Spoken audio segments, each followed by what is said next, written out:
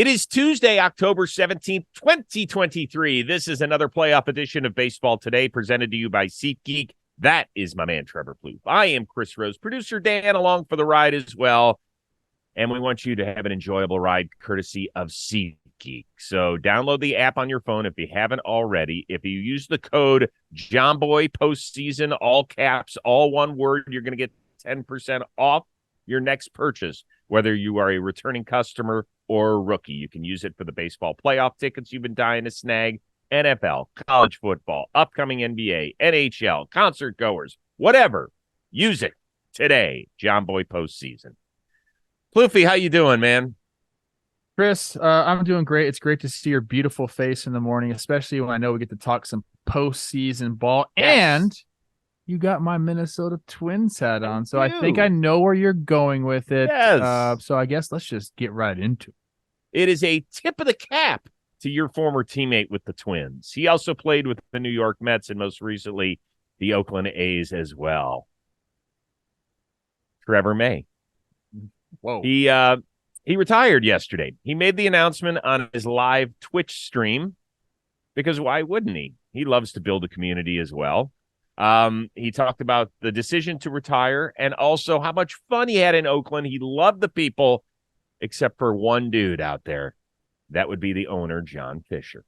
Sell the team, dude. I tried to get a sell shirt. It didn't get here fast enough. Sell it, man. Let someone who actually takes pride in the things they own something. There's actually people who give a shit about the game. Let them do it. Take mommy and daddy's money somewhere else, dork.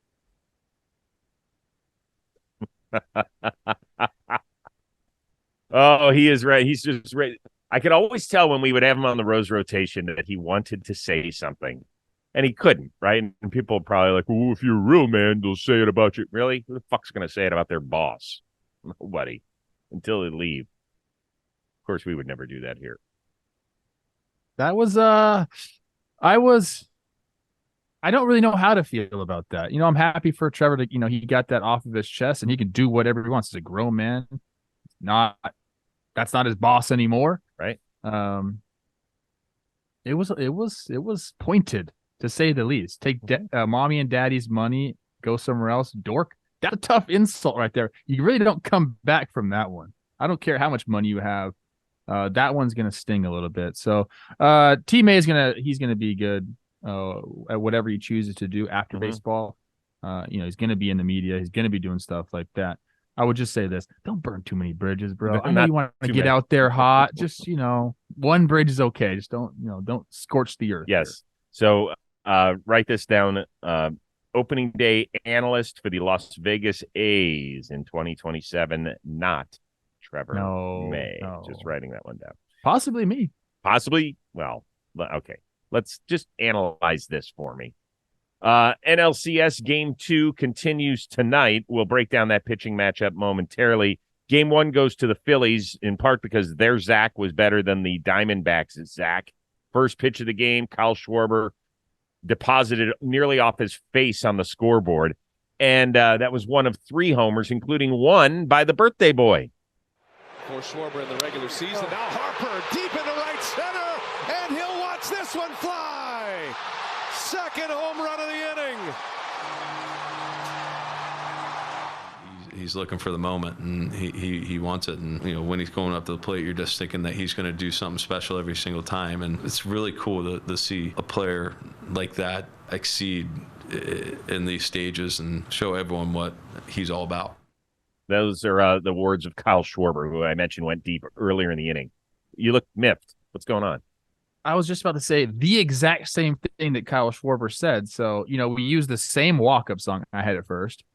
We hit massive bombs, both of us. And we think the same thing about Bryce Harper.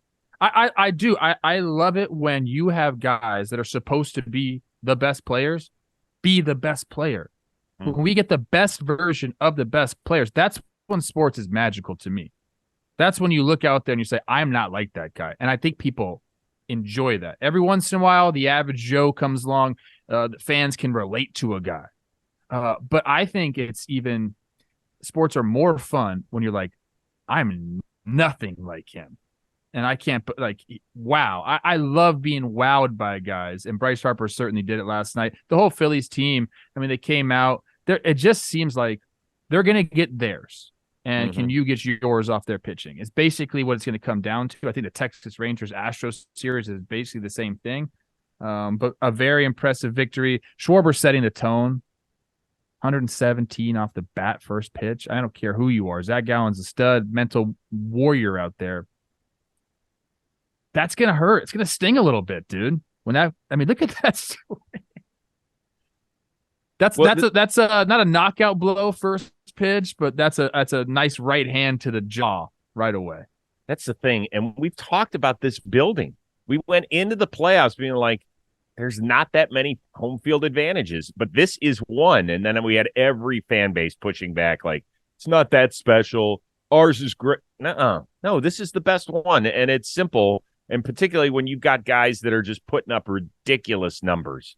This team has a 905 OPS in 7 playoff games. I mean, freaking Castellanos, he's hit 5 homers in the last 3 games. There's only one guy in the history of baseball who's done that, and that's Reggie Jackson. I mean, when you're getting compared to a guy who has a freaking month nicknamed after him, you're in good shape.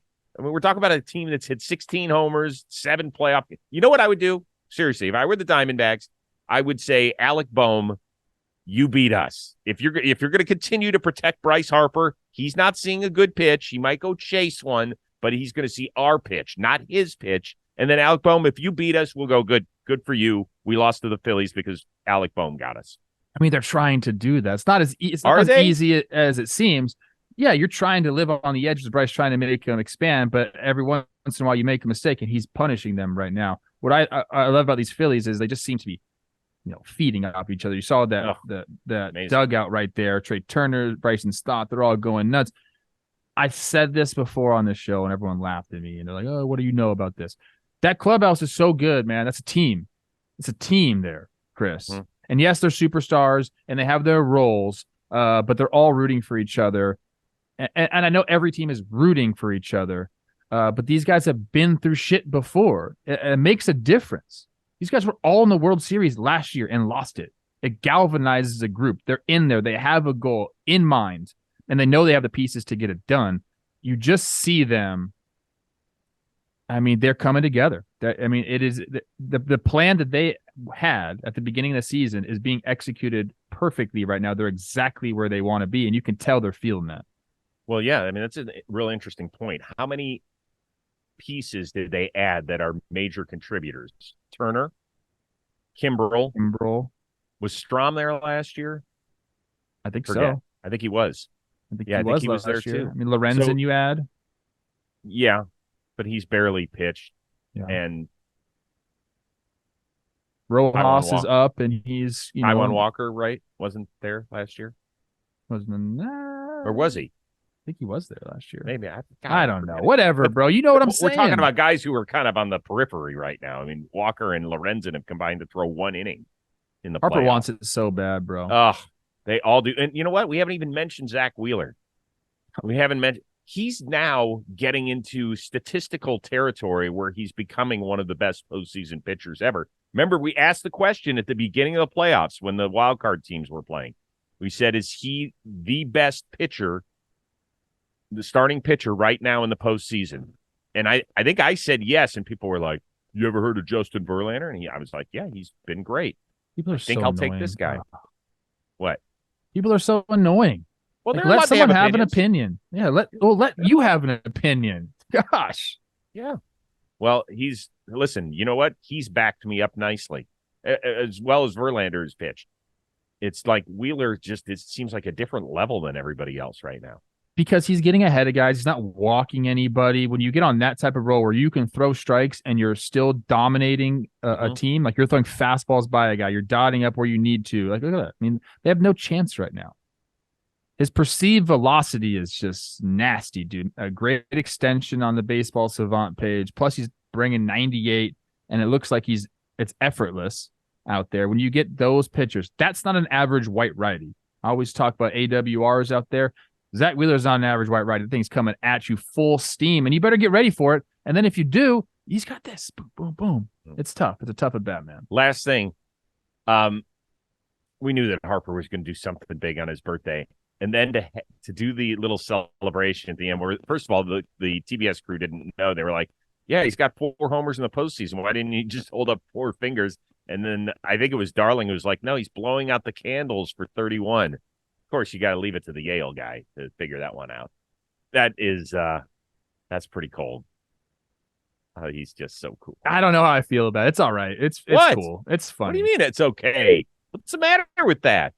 He's looking into his dugout and blowing out his birthday No, candle. I'm not like saying he's being disrespectful. I'm on a cool factor. Like, let me rate my cool factor. It's like you don't think it's that cool? No. Oh, I thought it was pretty good. I mean, Bryce Harper's cool. There's no doubt about that. Okay. This guy's really good at what he does. Loaded. He's actually gotten better looking with age, which is Yes. like when you look at some old videos of him, you're like, God, what are you going to turn into, bro? He's done a solid job. A lot of money can make you look good, man. Yeah, you're right about that. Game 2, Nola and Kelly tonight. Merrill Kelly. Kelly, in his lone playoff start, worked into the 7th, pitched shutout ball against the Dodgers. What is your confidence level on the Diamondbacks pitching to keep Philly in check tonight? It's not high, but I don't think it's like impossible. I think Merrill Kelly can do it. I mean, the Dodgers weren't running at full steam when he faced them, but he did throw well against them, like you mentioned. Last time he faced the Phillies was June 14th, 6 innings, 3 runs. You know, like he's got a chance for sure. Like if he shows up and, puts it where he wants to put it and, there's a chance. I'm just not super confident in it because I think the Phillies are kind of just clicking right now. And if one person doesn't beat you, somebody else is going to beat you. And that's a tough, when you're a pitcher and you see and you look across the way and you see the lineup, the way they're performing, and you understand that, well, shoot, even if I pitch around Harper, you can go after Bohm. Yeah, you can go after Stop, but then there's Castellanos waiting and he's, as you mentioned, going off right now. And it just seems like there are just places that they can get you. JT at the bottom. We're doing ratings now, Chris. 1 out of 10. My confidence levels of 5. It's 5. Well, you're right in the middle. High. Yeah. So let's remember when he took the mound against the Dodgers, he was, I think, 0-11 lifetime against LA. And we were all like, Dodgers are just going to clean his clock. It's going to be over before. And then when he stepped foot on the mound, it was 6-0 Diamondbacks. Exactly. So, yes. So I'm not telling the Diamondbacks to go score 6 against Aaron Nola, but I'm also saying it's probably not a terrible idea. If you want to go that route, right? Right. I mean, it's just, you can't. That would be nice for Merrill Kelly. If they spotted them a 3-run lead, even a 2-run lead. Yeah, it changes, calms him down. The bank, the audible level goes down a little bit. That's what you have to do. I mean, the Diamondbacks have to go out there, and they almost did. Corbin Carroll gets a base hit last night. Right. Okay, things are starting out great. Then Wheeler goes, I'm going to sit down 15 in a row. So, right.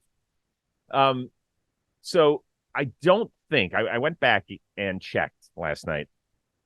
There are, like, the Braves had a lead against the Phillies in that 10-2 game.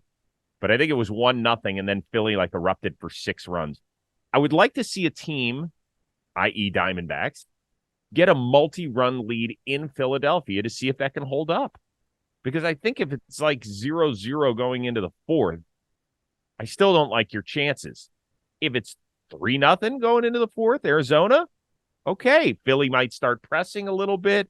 You could start to manipulate your bullpen, which has been really good in the playoffs. I mean, That's I think the recipe for success here. It's not being down 3-0 and hope that your bats do really well against Nola and then that Phillies bullpen, because that's just not the way it's going to go.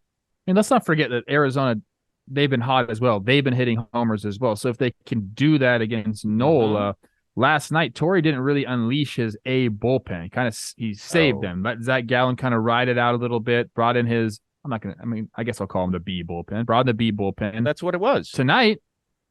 I think that, with the off day, I think Merrill Kelly is going to try to go as long as he can, but I believe there's going to be a pretty short leash out there, and then you're going to get the A bullpen with the off day coming in. So the early lead might even be more of a factor because I believe the way Torrey's going to approach this game is almost like do or die with his bullpen. Yeah, I think he has to, in part because of the way games 3 and 4 are going to play out, right? Philly's got a huge advantage, certainly in game 3, the way it's going to go. I know that Pfaadt pitched really well, obviously against the Dodgers, but I'll take my chances with Ranger Suarez over him. And then 4, as we've mentioned a ton, that game 4 is who knows what the pitching staffs are going to look like. And they said that Gallen's not coming back on short rest already. Arizona's mentioned that. So, yes, you've got to manage this game, I think. You can't say, well, we'll win 4 of the next 5 games if we lose tonight against Philly. That's just too much of a mountain to climb. So I would say my confidence level is actually less than 5. I would say it's probably like 3.5, but I'm rooting for them because I want a longer series. I want to see them make it 1-1. What's up? Taijuan Walker met last year. That's what Matt he Strahm, was. I thought. Red Sox last Yes, I know he was a Red Sox, but he didn't come over in a trade or anything. No. Wow. It seems like he fits in really well. They're strong with the hair. Yeah. He does. It is amazing how much he looks like Nicolas Cage in some of the photos. It's crazy. Like there was a still shot the other day floating around X, and I was like, my God, I never noticed it before because he just looked like some back of the truck riding hillbilly from somewhere. I don't even know where he's from, but that's what he looked like with the hair. Back of the truck riding hillbilly. No, yeehaw! Not that there's anything wrong with that. I wish I was cool enough to sit in my Wrangler jeans, sipping on some suds. You're not cool enough to wear Wrangler jeans. Hell no. Well, first of all, my ass can't fit into a pair of Wrangler jeans. That's a major problem. I feel like I could thrive in the South. I could. Oh yeah, you could. You actually have the ability to be a chameleon. You could fit in any part of this country. The one area I think you'd have a tough place is New York.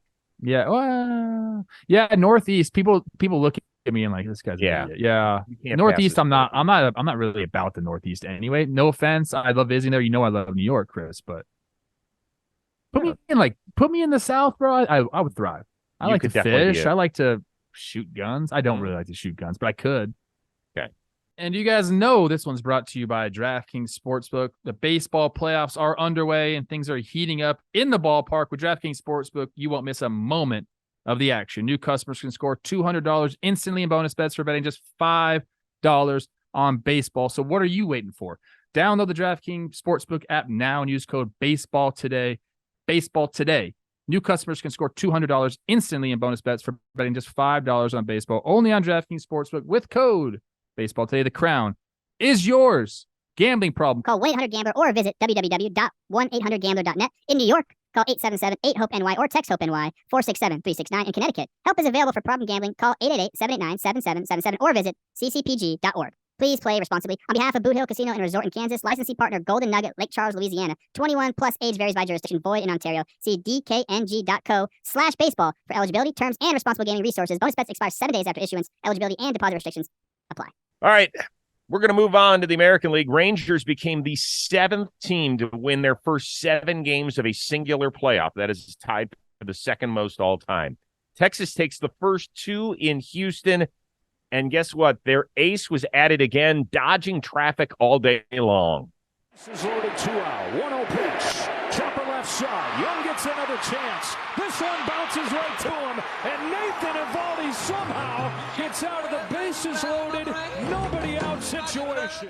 Something just clicks for him. I'm not sure. Same preparation, same mentality that he has all year.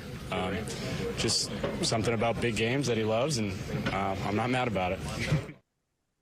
Jonah Heim with the comment of the day, and I'm not mad about it. How shocked are you the Rangers are leaving Houston up 2? Pretty shocked, to be honest with you. I thought maybe they could sneak one out, but 2 great starts by Montgomery and Eovaldi. We saw the bullpen. Ben not break again. The bats have done enough, but really it's been the pitching.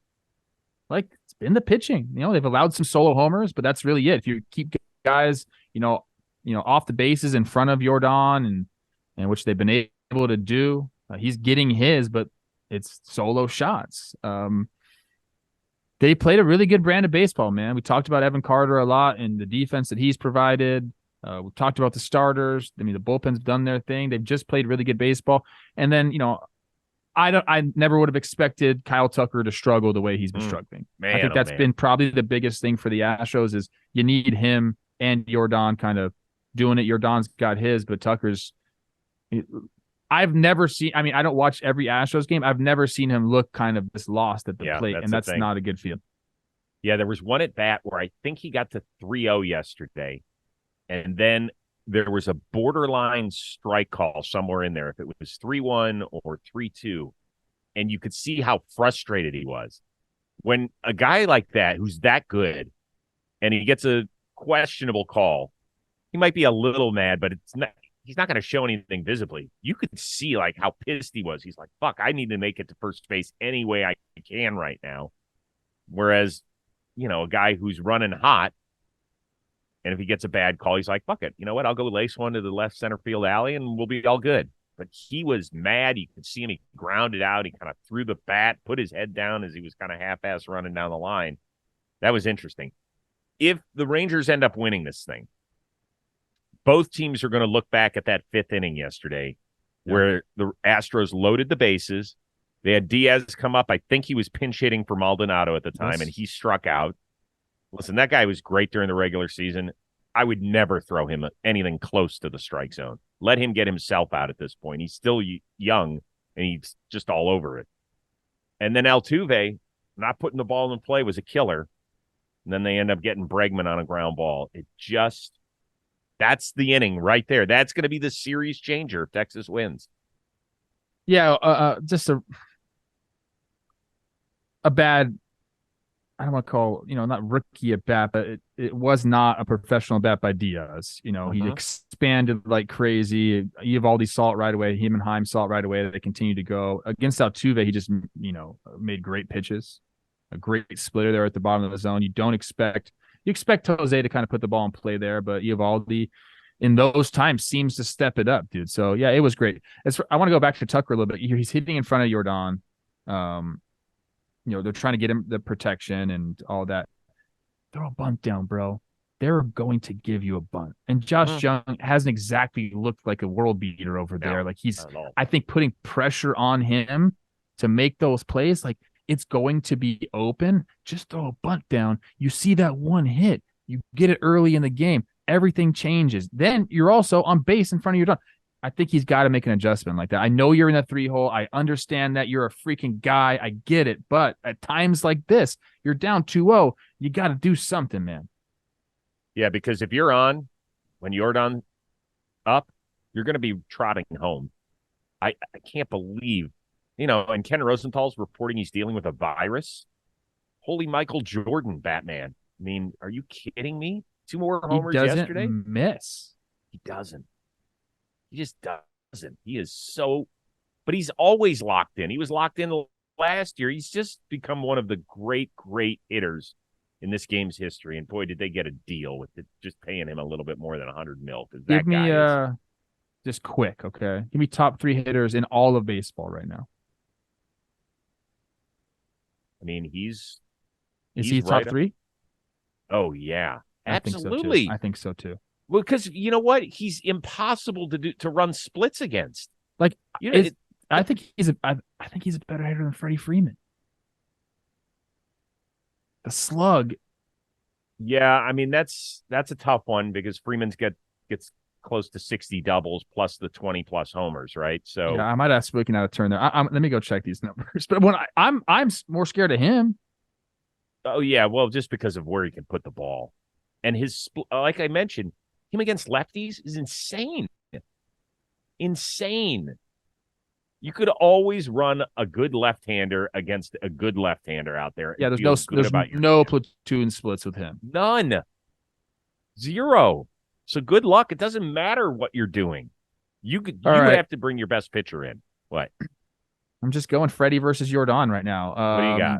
Career OBP 390 for Jordan and 388 for Freeman. Mm-hmm. Career slugging 514 for Freeman, 588 for Jordan, 902 OPS career for Freeman, 978. Clearly, there's been more baseball played. Freeman has 7,000 at bats compared to Jordan's 1,700, so he's got to continue to do this. But Yeah, he's just a beast, man. God, he's so good. He is so good. One other thing. Obviously, the Rangers putting up a 4 spot in the first was enormous. And Fromber, I don't know what's gone on with him. I wouldn't be shocked if after this season is over that the Astros announced that something was physically wrong with him. Because a guy like that, just to be this inconsistent, like he's been in the second half. And really, I thought the game changed a little bit when Grossman, who for some reason continues to hit third when he's in the lineup. I mean, I know why they did it yesterday, because the minute Fromber was done, they don't have a left-hander in the pen, and they were going to put Carter in that spot. So I understood that, I guess. But Grossman had the swinging bunt. Fromber had 2 errors on the play. First, he bobbled it, and then he zinged it down the right field line. Like, that's the sort of thing that can fuck with pitchers, right? It's one thing if they get hit around a little bit, but the minute they make a mistake and it's 1-0 and you got runners at second and third and 4, 5, 6 coming up, some of those guys can just get lost mentally, right? I mean, yeah, that's not a great situation to be in. And then you cause it yourself with the air. Yeah, it gets on you. Yeah, typically we see Framber, they'll lock it in and kind of become an escape artist in those situations, but it just hasn't played out that way. It's been weird. All right, so day off today. They'll be back in Arlington tomorrow, and that place will be jumping. That will be a fun atmosphere. Christian Javier is going to get the ball for Houston. Max Scherzer is going to get the ball for Texas. How surprised were you about that announcement? Not that surprised. I mean, where else do you kind of go in that situation? You could do the Heaney-Dunning thing, but I think it makes sense to put Scherzer game 3 when you can kind of, you have a fresh bullpen and he's built up to 60 pitches, 60, 70 pitches. Yeah, almost 70. We'll see if he goes that long. But I mean, yeah, what are your other choices, I guess? This is a guy who pitched really well for you down the stretch. I know he's coming off a little bit of a layoff here, but I think it's his track record, the fact that you brought him over for these situations. You brought him over for the playoffs. Like, you wanted him in the rotation. Maybe not the way you thought it was going to happen, but I wasn't surprised really whatsoever. Were you? No, I wasn't, for a couple of reasons. First of all, Bochy made the announcement prior to the game, so it wasn't like it was a 2-0 series lead, because then it would have made perfect sense, right? We're up 2-0. If we lose, we're still up 2-1. He made it when it was 1-0 in the series, so he was pretty committed to that. So a few things, right? Like, there's no more prepared pitcher in baseball than Max Scherzer. I've just heard it from way too many teammates. He just is so focused. And by the way, you don't think he's still pissed off about the last pitches he threw in the playoffs when he gave up 4 freaking homers to the Padres? You don't think that's been boiling in his craw for over a year now? Like, that dude just wants to get out there and compete. He also got knocked around by Houston in his second to last start before he ended up going up on the shelf. He only went 3 innings in that game. He gave up 7 runs. He gave up homers to Brantley, Abreu, and Alvarez. So I'm sure he studied what went wrong. He knows exactly how he was feeling. But here's the big concern. He hasn't pitched in a game in 4.5 weeks. That is a big difference between throwing a sim game where there's a cage over your teammates' heads and nobody's in the stands, or 45,000 people are going nuts as you're trying to take a 3-0 lead. Alvarez. Like, I don't care. No offense to the people he was facing, but yeah. And we'll talk a little bit more on tomorrow's show about our expectations for Scherzer, but I have no problem with the decision. No, like I said, you have the off day today, so your bullpen is going to be fresh, ready to go to back him up. The following day, I'm assuming it's Heaney-Dunning, kind of, both stretched out. Has to be, yeah. So, it makes sense. And if there's a guy that can handle that layoff and coming to this situation, it's Max Scherzer. And by the way, if Houston does end up getting back in this thing and it circles back to Houston, who's in line to start Game 7? Max Scherzer. Which is something he did in 2019 for the Washington Nationals. I love the playoffs, bro. I get so excited about baseball. I don't get it. Like, sometimes I I thought after my career I'd be over it, man. I wouldn't want to watch it or do anything, but I'm just into it. I love it. Such a great fucking sport, dude. And excuse my language. I don't even notice the pitch clock. It's been great. I haven't even thought about it. Like, I don't even know. Man. Like, are they not using it and they just haven't told us or something? Because it feels, remember we were all worried about how it would feel in October, right? We were like, well, it's going to take away from the drama. It hasn't taken away from the drama. Well, we're used to it now. There's been no violations to my knowledge in the playoffs. And I think maybe the umpires, you saw one? I didn't see any yet. I think I saw one where somebody got a ball issued to them. A pitcher got a ball somewhere, but it was early in an at-bat. I know that. A Twin got a violation according to Shay, our resident Minnesota expert. And she says she thinks, come on, Shay, you can't be making me say this on air and you're just saying I think. Be nice now. Shay's one of our favorites. Yeah, me and Shay got a good relationship. Yeah, it's the game is great right now. It's great. I think the umpires are being a little bit more lenient with when to start the clock, when not to start the clock. And now I feel like pitchers, when they're about to get a violation, all they do is they just point to their pitch comp. I can't hear. That's a little loophole. I'm okay with it though. Yeah. All right. Before we get out of here for the day, incredible shots pregame. Kudos to Fox for getting this. Michael Brantley taking batting practice. His pops, who played a handful of years in the show, is there watching his son take batting practice and giving him just the littlest tip. Michael Brantley, who we all call a professional hitter, then took it into the game as he got a couple of knocks. That was something special to watch. It was. It's something I aspire to do myself. I mean, if there's a chance that Teddy gets to play in the big leagues and I could just go watch him BP and give him some notes, gosh, I will be so happy. I already do this at his games. Obviously, I'm his coach right now, so it makes sense. But I think that's amazing. I always say this to people. You have your hitting coach, great. No one has seen you swing more than your parents, and that includes your mom. Your mom and your dad have seen you swing more than anybody else in this world. So there are times where you can listen to them. But it was so subtle what his dad did. He was going, he gave him the look. Drifting. He gave him the look, and we've all been there. It's like, whatever level we've all coached at, like I was a shitty baseball player, but you always tell your kids, make sure you're staying back, that you're not moving forward. He's like, don't sway forward. Just turn with the ball. And I was like, it's like, what are you doing? It's like, you're going. And it was perfect because you know what? Brantley is one of the guys who always seems like he's doing the same thing every at bat. He might not get a hit every at bat, but there's so little wasted motion with him. They were talking. I got to see him, turn into what he's turned into on your Guardians. They gave him the 3-year 28 or something like that, and then he almost won MVP the next year. But you're right; his swing he's so consistent with it, and I wish people knew how hard it was to be consistent with your swing. It seems stupid, you should just be able to be consistent with your swing. It's hard. It's hard. You don't control the variables, and then I'll relate it to golf. Do you have the same golf swing every time you go out there? You don't. Ball's not even freaking moving, and you can't have the same swing. Understand it's difficult to be consistent. Well, dude, one of the great players in the history of the game, Cal Ripken Jr., it seemed like every week he was coming up with a different batting stance. My gosh. This one, when he was just the flat bat back there, he was like this. What was that?